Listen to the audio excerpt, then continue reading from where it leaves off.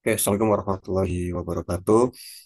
Kembali dengan saya Uswanto, membahas mengenai how to build a great team.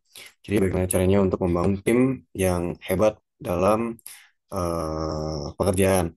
Dengan hal itu, ya tim yang mampu mencapai atau achieve sesuai dengan target dari tim maupun target dari masing-masing anggotanya.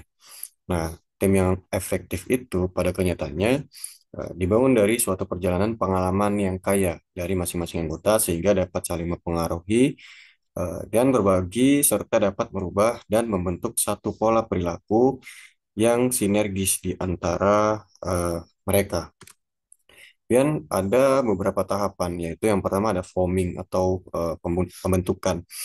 Nah, dalam tahap forming ini ada beberapa tips yang bisa kita gunakan.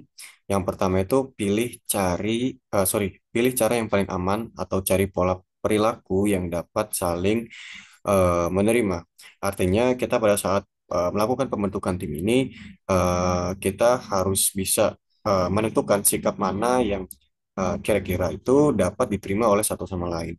Jadi kita cari aman terlebih dahulu daripada kita memunculkan sikap-sikap yang apa ya abnormal gitu. Jadi yang sekiranya tidak bisa diterima ya udah kita singkirkan terlebih dahulu. Kemudian yang kedua itu pilih atau cari pimpinan untuk dapat dijadikan acuan. Jadi seorang pemimpin itu tidak hanya bisa mengarahkan. Nah, pemimpin ini juga jadi dua ya secara general gitu. Ada yang bossy maupun tipe pemimpin yang leader. Jadi ketika pimpinan itu seorang leader, maka dia harus bisa menjadi acuan atau menjadi role model dalam timnya sendiri. Kemudian yang ketiga itu tetapkan orientasi tugas secara spesifik. Jadi di dalam tim tersebut harus dibentuk mana gitu yang dari masing-masing anggota tersebut memiliki keunggulan pada satu bidang yang menonjol gitu. Jadi ditentukan mana tugas yang cocok untuk masing-masing anggota di dalam tim tersebut. Selanjutnya itu hindari setiap kontroversi. Nah, di dalam tim ketika ada kontroversi itu sebaiknya dihindari. Namun ketika tidak bisa dihindari, itu lebih baik kita selesaikan secara musyawarah.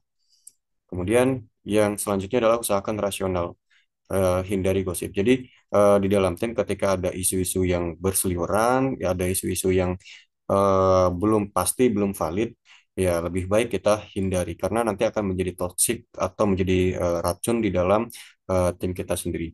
Dan selanjutnya itu jika diperlukan itu lakukan pembentukan subgrouping atau pembentukan kelompok-kelompok kecil. Nah, pembentukan kelompok-kelompok kecil ini itu didasari oleh kenyamanan masing-masing individu.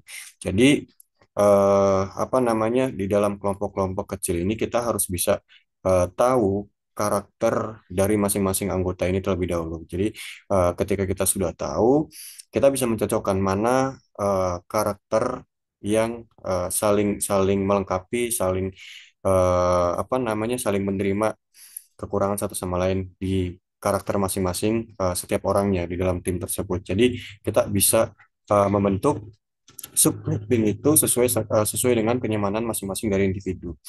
Kemudian selanjutnya itu kondisi nyaman sebisa mungkin dipertahankan. Nah, itu biasanya sering muncul pertanyaan ketika tim baru itu dibentuk atau seseorang baru bergabung dalam tim itu. Nah, pertanyaan-pertanyaan ini mengarah ke bentuk validasi. Seperti yang pertama itu, apakah saya diterima dalam tim? Apakah kehadiran saya akan merubah suasana tim? Maukah saya mengambil resiko ini? Atau akankah saya jadi tertekan? Dan apakah saya penting bagi anggota tim lainnya? Lalu, apakah perlu pertanyaan-pertanyaan ini dijawab gitu? Nah, apa namanya hemat saya ini sangat perlu karena seperti tips yang tadi sudah saya berikan itu kondisi nyaman sebisa mungkin dipertahankan. Untuk memunculkan kondisi nyaman ini diberikanlah validasi kepada anggota tim baru tersebut. Jadi ketika sudah dapat divalidasi, dia sudah yakin diterima, kemudian kehadiran dia itu akan merubah suasana tim, kemudian dia juga berani untuk mengambil resiko, dan dia juga bagian penting dari anggota tim, maka dia akan nyaman karena anggota baru tersebut dirasa memiliki peran penting di dalam tim tersebut. Selanjutnya itu ada tahap yang kedua, storming atau banyak gangguan yang diartikan seperti badai gitu. Nah, ini ciri-cirinya itu muncul kompetisi dan konflik hubungan di antara anggota. Nah, kemudian yang kedua sebagai awal dari fokus organisasi. Yang ketiga meningkatnya keinginan untuk menciptakan struktur. Jadi ketika apa namanya sudah berhasil dalam tahap pembentukan, itu ada fase di mana tim tersebut mengalami banyak gangguan karena mungkin dari segi SOP, dari prosedur yang belum ada gitu. Jadi menimbulkan banyak apa namanya masalah gitu karena ketidakjelasan dari aturan yang ada di dalam tim tersebut. Selanjutnya adalah konflik personal berpotensi meningkat. Nah, gitu. Jadi karena apa?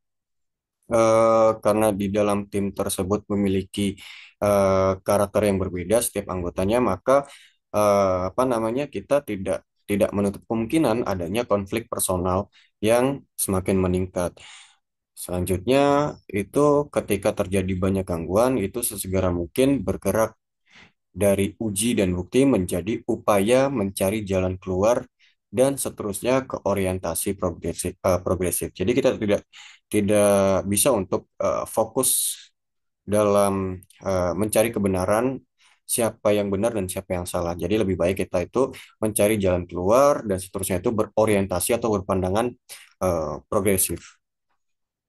Kemudian yang selanjutnya adalah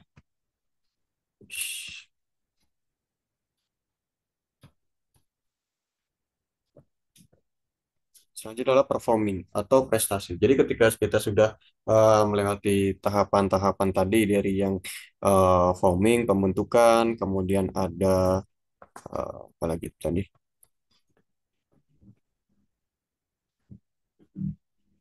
Storming, kemudian ini ada norming. Oh ya, sorry, di sini kelewatan ada menciptakan norma.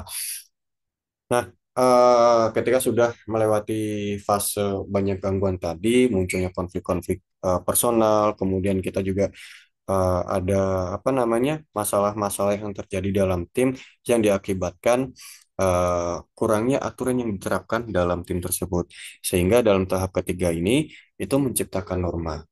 Nah, itu apa namanya ada cirinya yaitu timbulnya rasa satu atau kohesi begitu. Jadi merasa kita itu satu tim, satu keluarga, satu atap gitu. Yang kedua, anggota kelompok atau tim mengingatkan satu sama lainnya.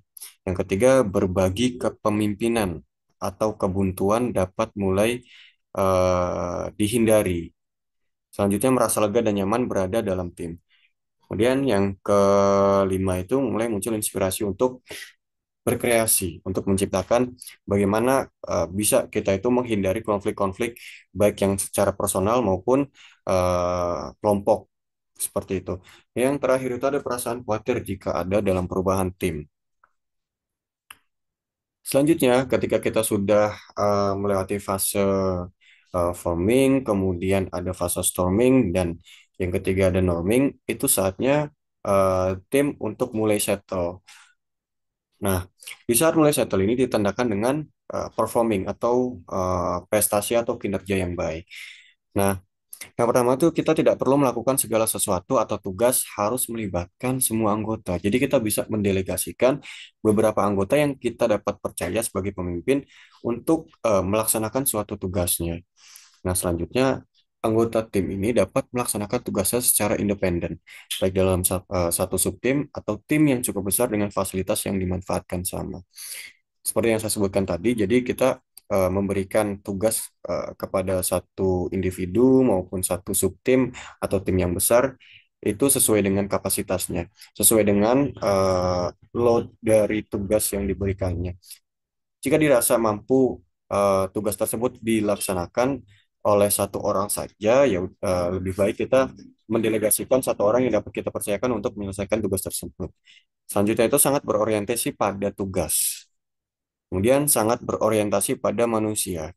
Nah, jadi kita juga tidak bisa berfokus pada satu hal untuk menyelesaikan tugas saja, tapi kita juga harus bisa memiliki sifat humanis.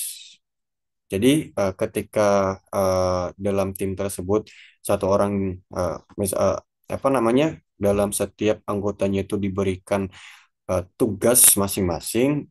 Selanjutnya mereka ada yang tidak bisa mengerjakannya atau belum selesai untuk mengerjakannya, kita juga harus bisa saling membantu. Sehingga diperlukan rasa humanis di dalam setiap anggota tim tersebut. Dan tingkat moral yang tinggi dan loyalitas terhadap tim semakin intensif atau mendalam. Jadi ketika dirasa tim tersebut sudah settle, maka timbul secara apa namanya secara mandiri di dalam benak dari setiap anggota tim tersebut. Kemudian selanjutnya adalah saling mendukung jika menghadapi satu resiko. Eh, Sekian materi yang dapat saya bagikan. Mohon maaf jika terdapat kata-kata yang tidak berkenan di hati teman-teman semua. Untuk kurang-kurangnya mohon maaf. Wassalamualaikum warahmatullahi wabarakatuh.